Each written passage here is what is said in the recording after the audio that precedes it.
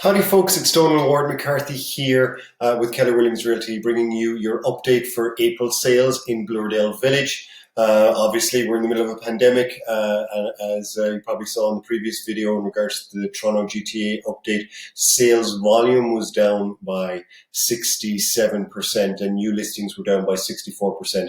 But obviously there's still transactions happening. So anyways, let's get to it. So the least expensive home sale in Bloordale Village in April was here on 71 Ward. So again, you can download all these below here. There's a link to all the charts and everything. So 71 Ward listed at 999 and sold in 24 days for 975, 2% under asking. So 2% under the asking. So what we're seeing now is employed a lot more is the traditional sales style of list with room for negotiation. We're not seeing very much situations where agents are listing low and selling high. And typically that takes a little bit longer. So here, that's why you have DOM, which is days on market, taking 24 days. Now, the most expensive sale in Bloordale, 87 Armstrong. So here was a detached home, 23-foot frontage by 123. So a good lot size, detached, of course. One of the kind of 60s style homes, which are, built with cinder block all the way up to the roof. So very solid homes. Here was a home, elderly Italian family had lived there, and I think they moved out with their kids in Mississauga.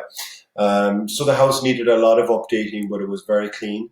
And this was sold for 1.388. So they had it listed before at about the same price, 1.459. They took it off, they relisted it, and it sold in 6 days for 5% below asking at 1.388. So those were the cheapest and most expensive sales. There were only two, so it's not hard. So you got everything there. Now, furthermore for Bloordale, we're going to look at the stats for November 1st to April 30th.